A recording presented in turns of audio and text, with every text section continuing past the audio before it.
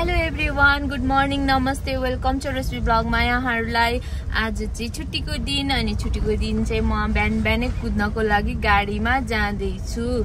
मेरो हस्बेन्ड र म चाहिँ आज चाहिँ यहाँ धनकुटामा 5K रन हुन लागेको छ अनि त्यही भएर यहाँ आएको। आज चाहिँ रातिदेखि नै पानी परिरहेको थियो अनि मौसम चाहिँ क्लियर छैन, पानी चाहिँ पर्ला नै जस्तो छ यति बेला। अब जाँदैछौँ, के हुन्छ, स्टार्ट हुन्छ कि हुँदैन, 7 बजे भनेर बोलाउनु भएको थियो। यहाँ बाटोमा चाहिँ कोही गएको चाहिँ देखेको छैन मैले। त्यहाँ तयारी चाहिँ भयो कि भएन, अहिले चाहिँ ठ्याक्क 7 बजेको छ, पुग्छु। अनि आज चाहिँ दौडिने हो मस्तीसँग, होइन? Are you ready? हिँड्ने हो, कुद्ने।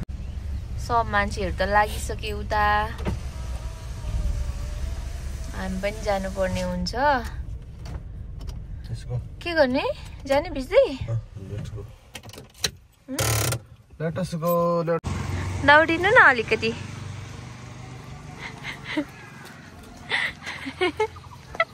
प्र्याक्टिस यही हो।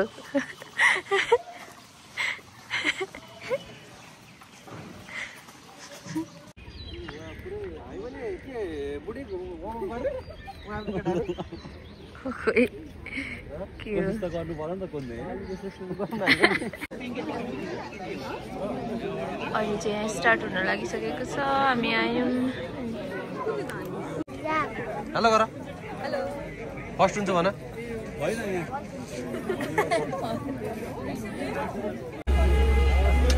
यहाँ चाहिँ लाइन लागेको, हामी ड्रेस लिनको लागि, नम्बर लिनको लागि लाइनमा बसिरहेको छौँ। सबजना चाहिँ एकदम कुद्ने तम तयार हाम्रो म्यामहरू।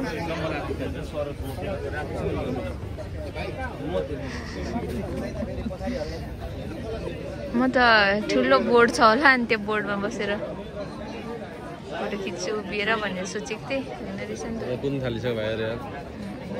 सबजना प्र्याक्टिस गर्दैछन्। यहीँ छु त, लाइनमै छु त म त। मैले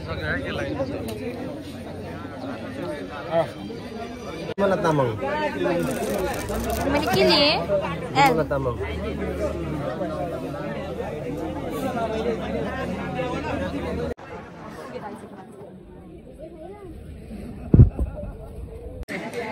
यहाँ सबजना रेडी भइसकेछ। यता हो, हामी पनि रेडी भइसक्यौँ। अब चाहिँ करुणा, तिमी त एकदम, होइन? सबजना रेडी हुँदैछ। चाहिँ अहिलेको अवस्था चाहिँ यस्तो छ, यहाँ त्यति धेरै मान्छे चाहिँ भेला भएको छैन। अनुमान चाहिँ 300 जनाको अरे। म चाहिँ तल जस्तो सोचिरहेको क्या, इटरीमा जस्तै। अब कति धेरै मान्छेहरू हुन्छ होला, भिडभाड हुन्छ होला, ठेलमठेल भनेर सोचिरहेको थिएँ। त्यस्तो त हुने रहेन रहेछ। म चाहिँ फर्स्टचोटि आएको। यहाँ चाहिँ हुनुहुन्छ मेरो ग्याङहरू चाहिँ यता हुनुहुन्छ।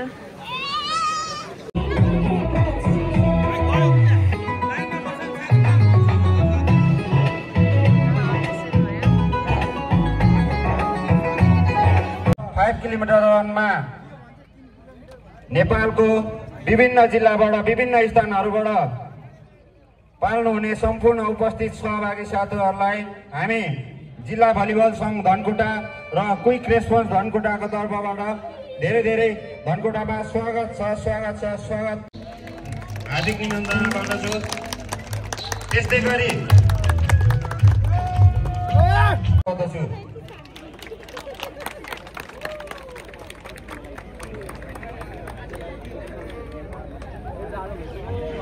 गएको हुनुपर्नेछ।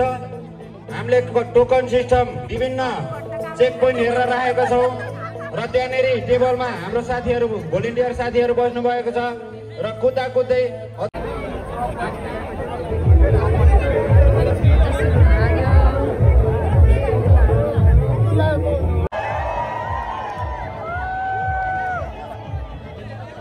एकदम रेडी। म रेडी भइसक्यो। अब सबजना रेडी भइसके।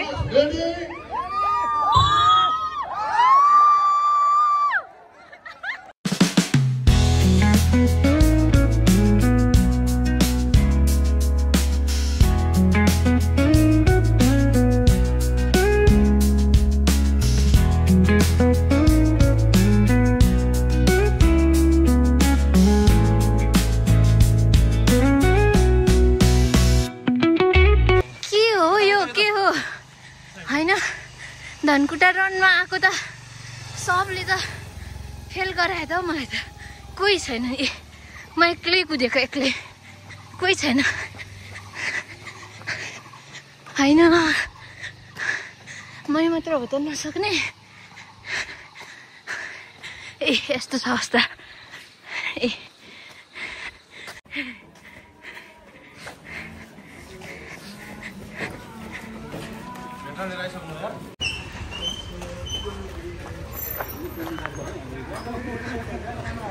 ल आइमै हामीले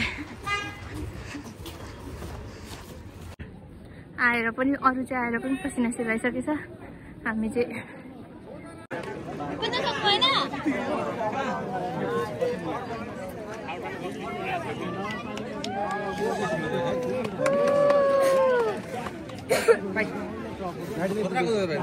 वहाँ पुगेर आएछ 5 किलोमिटर ए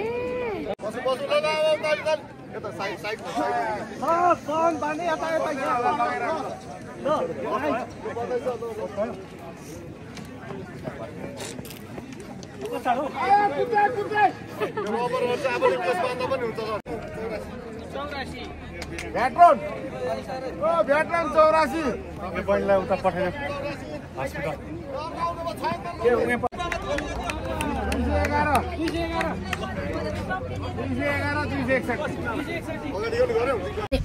अति भोक लाग्यो अनि यहाँबाट हिँडेको क्या सर्टिफिकेट पनि नलिकन रुट चाहिँ पुरा नै गरेँ मैले रुट पुरा गरेर यो 3टा टोकन पनि लिएँ हिँडेर भए पनि अनि सर्टिफिकेट त पाउँछ रुट पुरा गरेपछि भनेर भन्नुभएको थियो त्यही पनि अति भोक लाग्यो अनि यहाँ खप्नै नसकेर चाहिँ हिँडेको अब